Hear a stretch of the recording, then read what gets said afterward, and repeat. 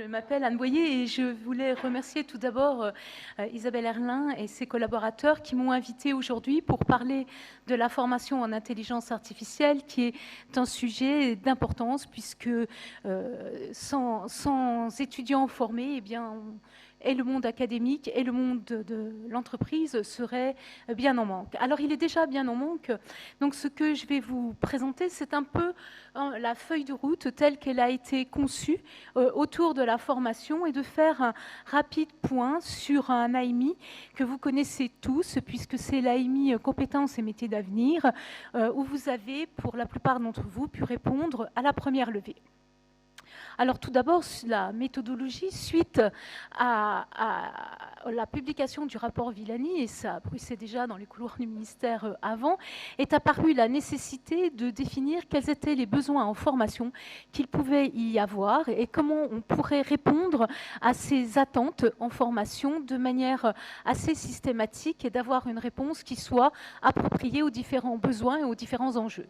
Donc tout a commencé par une cartographie de la formation en intelligence artificielle dans l'enseignement supérieur qui a été menée au sein de la DGCIP, donc au MESRI, en 2019 sur l'offre 2018-2019, plus mise à jour 2019-2020 et régulièrement, tous les ans, une mise à jour au moins au niveau des masters et des écoles d'ingénieurs. À partir de cette cartographie de la formation en IA, nous sommes retournés vers les entreprises et les branches professionnelles de manière à identifier quels étaient les besoins et les attentes.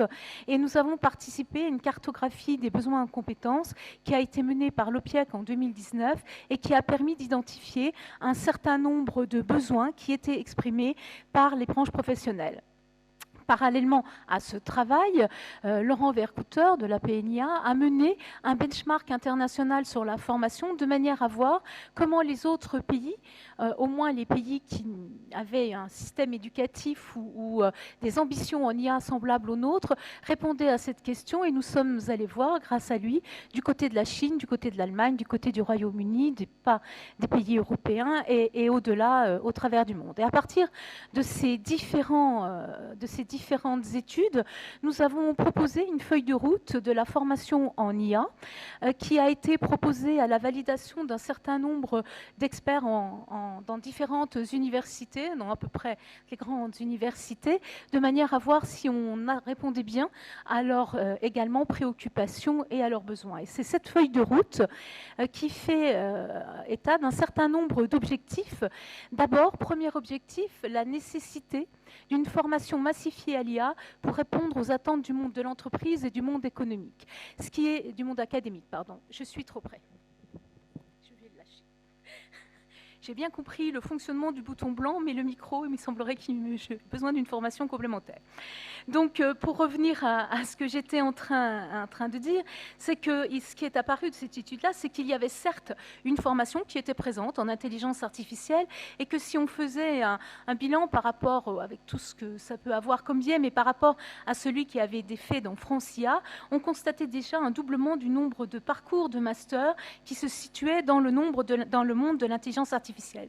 Donc, les établissements s'étaient réellement déjà emparés du problème, mais le problème était tellement vaste qu'il y avait certainement besoin d'un soutien. Et la question était eh bien, que ce soutien, il était multiforme. Il devait toucher à la fois le développement de la formation initiale et de la formation tout au long de la vie. Une formation à tous les niveaux, que ce soit au niveau des licences, des masters, mais aussi du doctorat. En IA pour spécialistes, le Core AI, donc avec des besoins de formation de spécialistes, alors là plutôt au niveau M et au niveau L, bien sûr, mais aussi de ce que je vais appeler ici double compétence, ou comme les Chinois AI plus X, c'est-à-dire d'une fois avoir une compétence dans un domaine, puis une compétence dans un autre domaine, par exemple être en IA en santé, être en IA pour l'éducation, être en droit de l'IA, etc. Donc avoir ces doubles compétences et qu'il y avait une très forte demande. Il y avait aussi une très forte demande en IA que j'ai appelée disciplinaire, c'est-à-dire que la plupart des métiers se transforment de par l'IA et que les différentes branches, et j'en ai entendu énumérer tout au long de la journée, de la banque, du management, etc., etc., eh bien, avaient cette demande de non pas former des spécialistes double compétence, mais de fournir aux personnes qu'ils formaient cette compétence en IA qui était nécessaire à un exercice éclairé de leur métier et de permettre de suivre la transformation du métier au fur et à mesure. Et puis enfin, qu'il y avait un besoin en acculturation à l'IA. L'IA envahit, je cite une phrase du rapport Villani, envahit tous les secteurs de la vie, qu'elles soient privées ou professionnelles, et être un citoyen éclairé, c'est avoir les différentes clés qui permettent bien de démystifier tout ce qu'on peut lire sur l'IA dans un certain domaine et de prendre les bonnes décisions. Un deuxième point par rapport à ça, c'est que dans cette étude avec l'OPIEC était apparu un besoin clairement identifié de former ce qu'ils appelaient des stratèges de l'IA, c'est-à-dire des gens qui, dans leur métier, un métier de responsabilité, étaient capables de définir des plans de transformation ou des plans par l'IA ou des plans d'accompagnement à la transformation du métier par l'IA ou du process par l'IA, qui était toute une branche importante. Le deuxième axe qui est apparu particulièrement important, c'était aussi l'idée d'une labellisation nationale des formations de l'IA, qui était un peu sur le principe de ce qui est fait en cybersécurité, avec l'idée que ça permettrait d'avoir un référencement des différentes formations en IA, avec un label de qualité. Il y a eu un document qui a été produit et un travail qui a été fait avec ce réseau l'année dernière et qui va conduire, j'espère très prochainement, à une labellisation nationale des formations en IA qui accompagne les labellisations qui ont déjà été mises en place, et on l'a entendu ce matin dans des présentations notamment de 3IA, de cours ou de modules ou même de parcours, etc. Et puis enfin, le dernier point qui est particulièrement central et qui reste particulièrement critique, c'est qu'on peut ouvrir des formations, on peut essayer d'accueillir beaucoup plus d'étudiants, de faire revenir à la formation, par la formation tout au long de la vie, de faire revenir ou venir à l'IA un certain nombre de professionnels, mais il y a une question centrale, en tout cas pour la formation initiale, qui est l'attractivité des publics, quel qu'il soit, et du public féminin en particulier. Donc, je lance un appel à toute initiative qui pourrait permettre d'accompagner cet objectif, même si dans les réponses que nous avons déjà eues dans les établissements, il y a un certain nombre d'efforts qui ont été faits, mais le sujet est tellement critique que les réponses sont, vous allez le voir, notoirement encore insuffisantes. Donc, ces différents volets de la feuille de route ont été soumis pour être dans la phase 2 de la stratégie en IA, ce qui a été le cas, et en particulier, un financement a été obtenu qui a permis de mettre un volet IA dans l'AMI Compétences et métiers d'avenir, donc l'AMI CMA. Donc, il s'agit de doper la formation de spécialistes en IA à niveau master ou ingénieur qui vont rejoindre soit le milieu académique, soit la recherche. De travailler sur des spécialistes en IA plus X inter ou pluridisciplinaire, niveau master ou ingénieur, c'est-à-dire on peut faire IA en cybersécurité, ou IA en santé, ou IA en éducation, ou IA en toute autre chose. Une IA disciplinaire avec des majeurs dans les masters disciplinaires hors les parcours IA, Core AI et AI plus X. Et puis, bien sûr, quelque chose qui était apparu dans la cartographie des formations en IA, c'est qu'il y avait un grand vide au niveau de la formation niveau L, niveau intermédiaire. Donc, un focus a été mis à la fois pour répondre à cette demande au niveau but ou licence pro, mais aussi pour inclure des parcours de réussite, des parcours qui mènent vers la formation en IA en master, avec des parcours d'excellence ou des parcours d'attractivité. Alors, la deuxième chose, donc parcours de formation vers l'IA, acculturation à l'IA des primo-arrivants, et ça, c'est un vaste sujet, parce que c'est 650 000 étudiants en moyenne à former chaque année.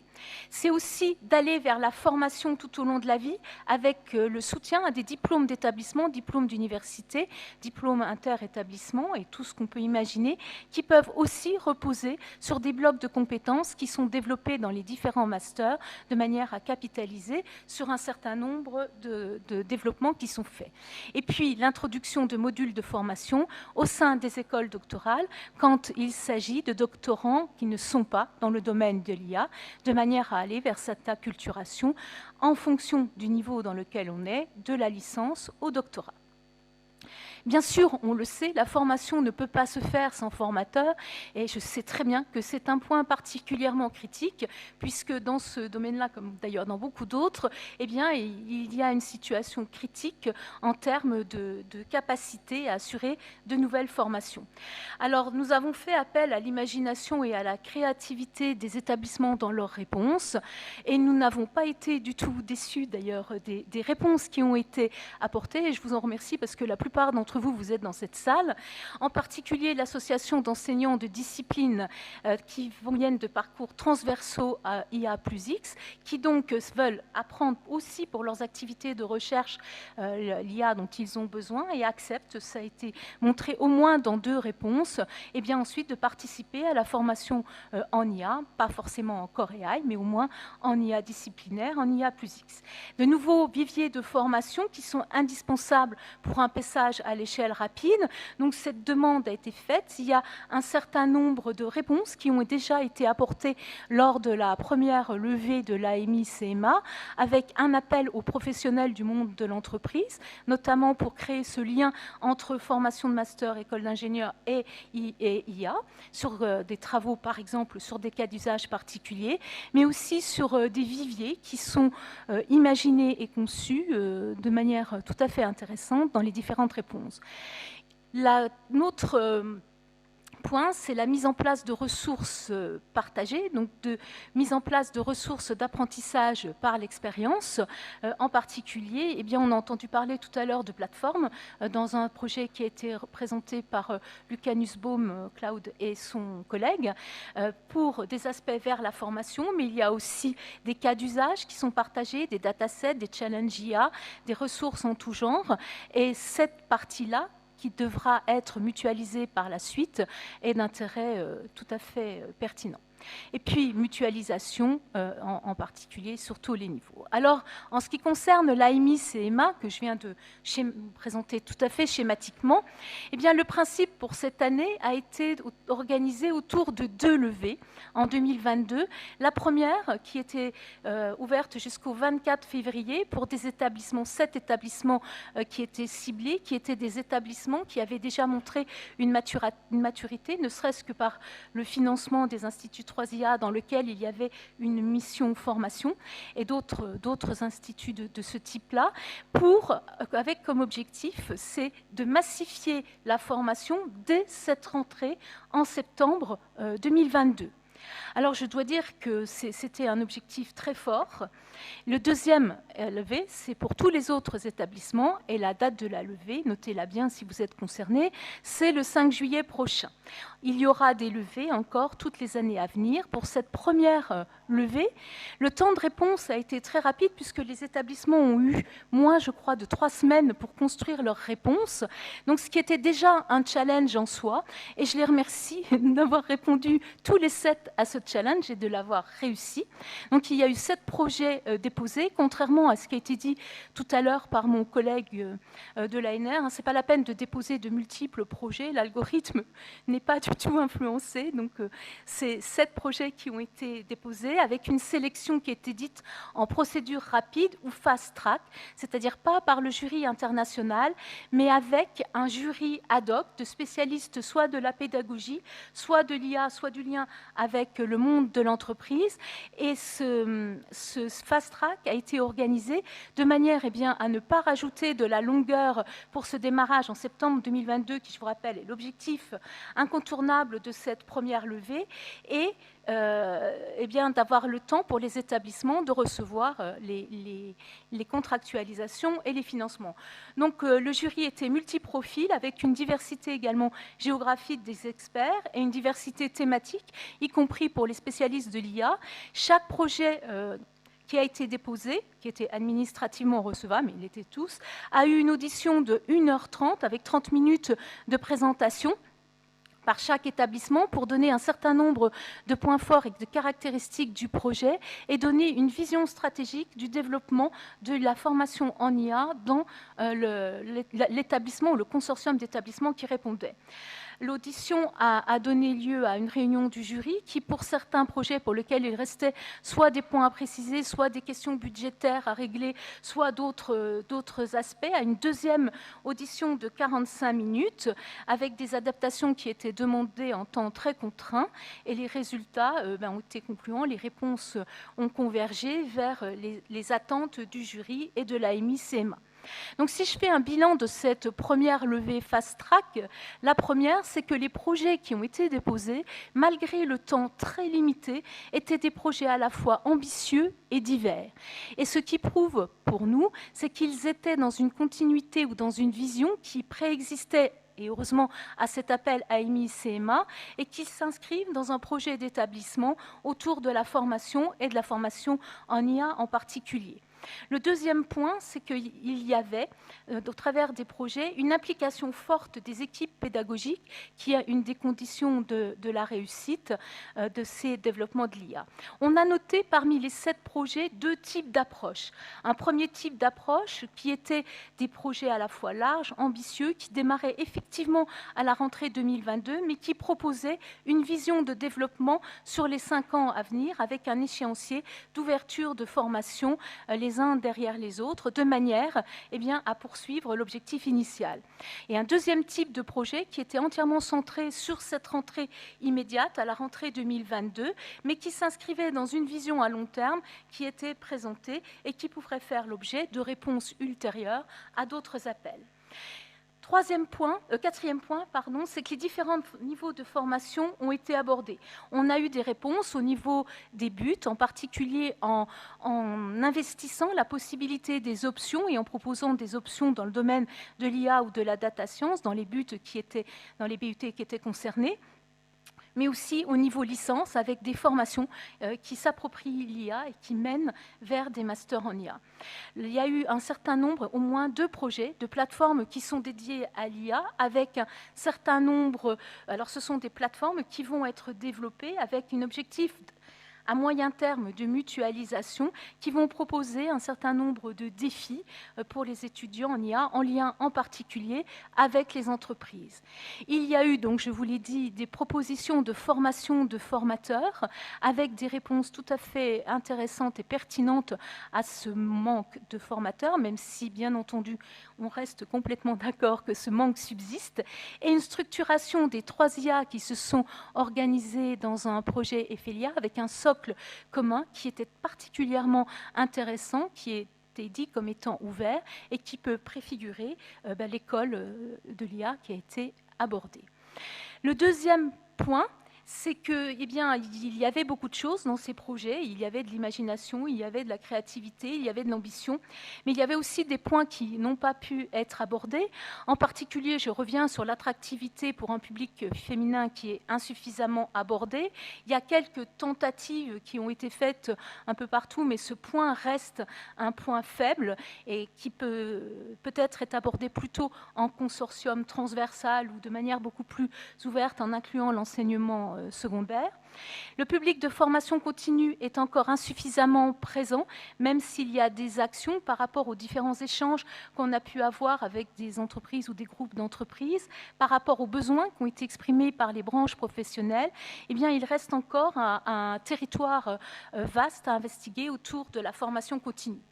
Il y a peu d'actions qui ont été mises en place, il y en a eu quelques-unes, mais peu, pour les nouveaux diplômés de filières scientifiques qui ne trouvent pas d'emploi immédiat ou d'emploi qui les intéresse et qui, moyennant, c'est ce qui nous a été expliqué dans un projet, moyennant une formation courte, peuvent être employables dans le domaine de l'IA. Alors, pas forcément encore IA, mais dans un certain nombre de sujets.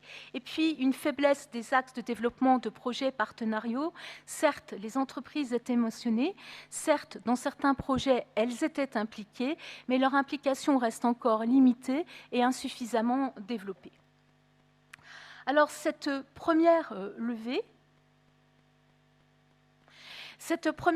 nous a permis de définir, pour la seconde levée qui est ouverte à tous les autres établissements qui n'ont pas cette contrainte de la rentrée 2022, à avoir un certain nombre d'éléments qui ont été suggérés dans le volet qui est publié sur l'appel CMA.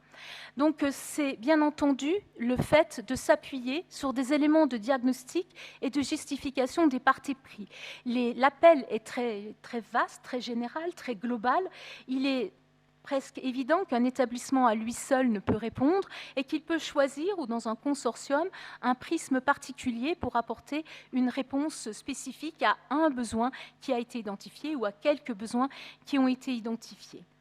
La deuxième chose, c'est la nécessité d'insister sur le fait qu'il y a besoin d'une ouverture en formation initiale comme en formation continue et de développer une stratégie d'attractivité des apprenants, ce qu'on a pu voir dans quelques projets déjà. J'en ai d'ailleurs entendu ce matin qui réévoquait cette question-là au travers de développements qui étaient faits dans le 23 IA. Mais il reste nécessaire de faire venir les talents et de les retenir une fois qu'on les a formés. Donc il y a des établissements qui se sont un peu positionnés là-dessus, mais le sujet est encore à développer. L'adéquation aux besoins du monde professionnel par un lien fort, le lien avec l'écosystème économique et industriel d'une manière générale est un axe important. La stratégie de recrutement des formateurs est un aspect qui ne doit pas être négligé dans les réponses.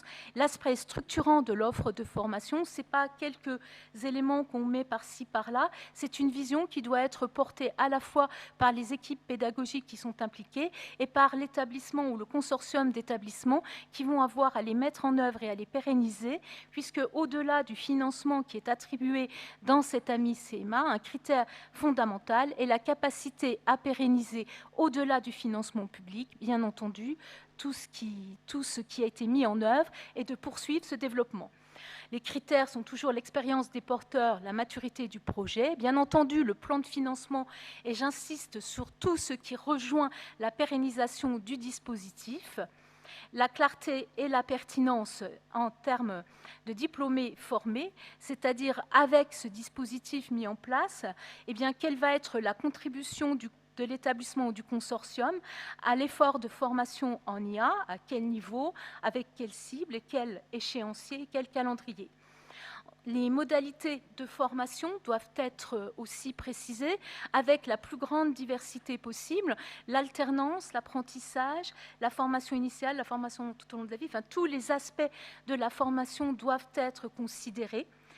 Le degré de différenciation du projet et son potentiel de recrutement, l'idée est de faire faire à l'offre de formation un pas en avant. Je ne parle pas de grand bond, je parle juste déjà d'un pas en avant, et donc d'avoir un état de l'offre de formation actuelle dans l'établissement, et qu'est-ce que le financement public qui serait accordé dans ce cas-là va permettre de faire évoluer, et sans ce financement, n'aurait pas pu être fait. Et puis, je conclurai en ne pensant pas, en espérant en tout cas ne pas avoir été trop longue, pour dire d'abord que cet AMI CMA qui a été doté de 200 millions d'euros, donc on parle quand même d'une somme conséquente, on n'est pas sur quelques euros qui sont mis là, la formation a là une opportunité presque unique, je vais dire en formation, de développer, organiser et structurer l'offre de formation en IA sous tous ses aspects au niveau national. Le fait qu'il y ait un minimum de couverture territoriale, d'éviter trop de redondance est un des axes aussi qui est mis dans les évaluations des projets.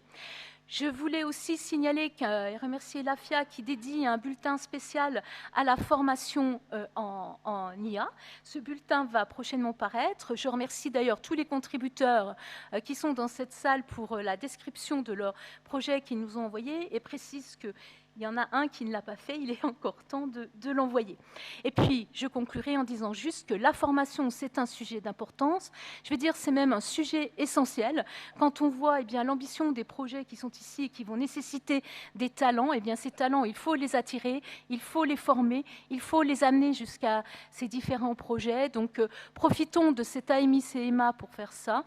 Et merci à tous ceux qui, depuis ce matin, ont mentionné le volet formation, à la fois dans la présentation de leur projet et au cours de la journée en faisant un lien avec ce sujet, je rappelle, d'importance.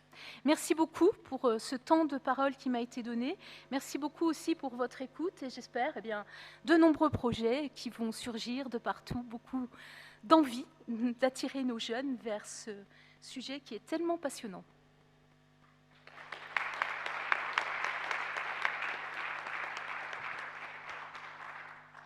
Merci. On est parfaitement dans les temps, donc on a un petit peu de temps. Je vois qu'il y a déjà une main. Et c'est toujours la même main, mais il n'y a pas de raison. Merci, une fois qu'elle a été entraînée, c'est difficile de contrôler. Voilà, et justement, merci beaucoup Madame pour cet exposé. Ma question était sur les contenus dans votre démarche, dans les appels.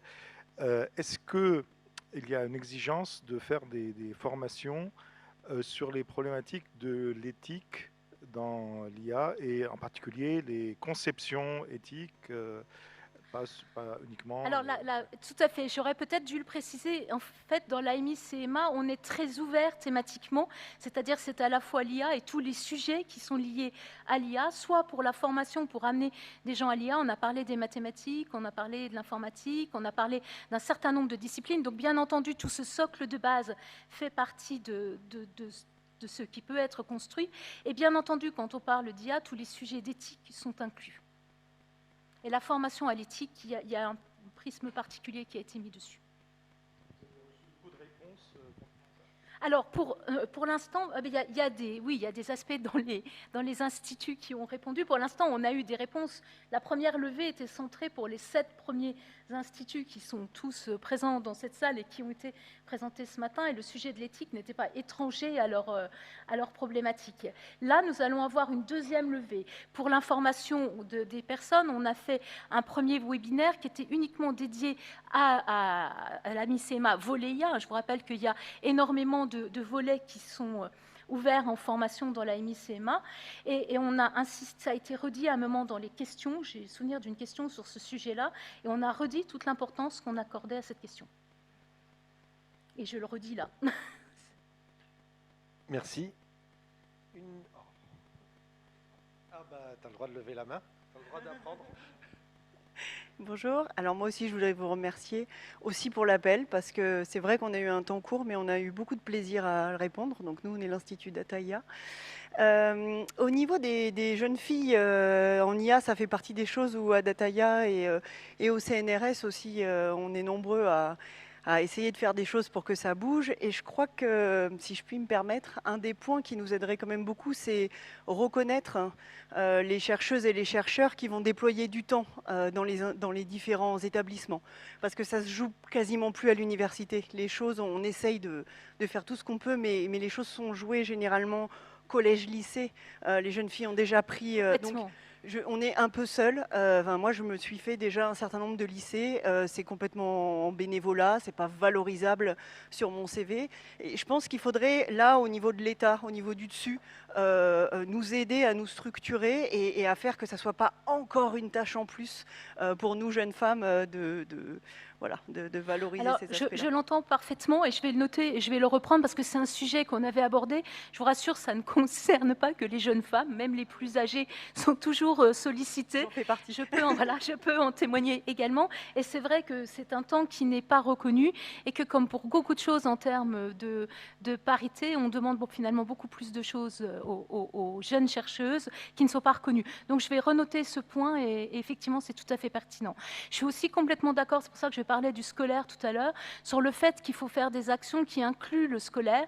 En particulier, je ne sais plus avec qui j'en discutais tout à l'heure, mais aussi la formation des professeurs qui vont faire l'orientation professionnelle et qui parfois ne sont pas totalement informés des possibilités. Donc j'ai eu quelques liens avec les SP que je vais reprendre à ce sujet-là pour la formation. On a eu la journée NSI il y a quelques jours. On était un peu seuls. Hein.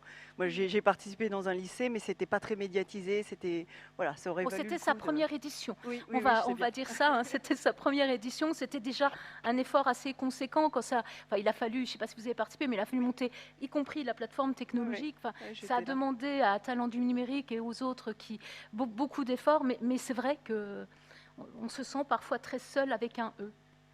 Et si vous m'autorisez une deuxième question, cette fois sur les plateformes, donc justement dans Dataya, on travaille là à mettre en place des plateformes qui ne soient pas forcément consommatrices systématiquement de GPU, hein, pour un peu apprendre à nos étudiants à faire attention, à utiliser que lorsque nécessaire.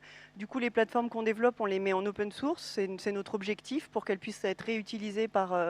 ça serait aussi peut-être un point important à mettre en avant dans cet appel. Oui, tout à fait. Alors là, c'est trop tard pour modifier l'appel pour cette fois-ci, mais pour les levées suivantes, rien ne nous en empêche. Si vous pouvez m'envoyer quelques lignes, c'est anne.boyer@lauria.fr, c'est plus facile que l'autre adresse officielle, et à m'envoyer quelques lignes, mais j'ai entendu et j'ai pris note dans une présentation tout à l'heure qu'il y aurait des parties pour la formation. D'abord, on a de l'argent, mais ce n'est pas la peine de le gaspiller à refaire ce qui existe déjà et qui a été fait mieux, donc on va essayer de lier, et j'avais déjà pris note de ça, mais je veux bien si vous avez d'autres éléments qui pourraient étayer. Merci.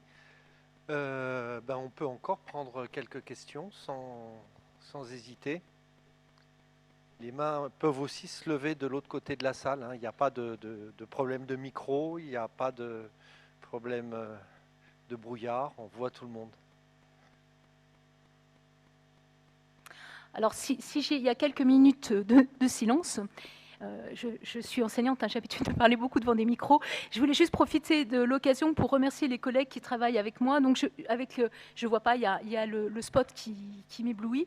Mais je voulais remercier Laurent Vercouter, qui est sûrement quelque part par là, qui travaille conjointement avec moi depuis le tout début, au travers de cet appel. Et puis, à la stratégie nationale, il doit y avoir Fabien Levoilier, quelque part, et Anne Gagneux, que vous avez peut-être eu en contact, et qui sont aussi des acteurs importants. Ils sont tout au fond de la classe, voilà, contre le mur. Sous le spot, et il doit faire plus chaud ou plus frais, je ne sais pas. Merci.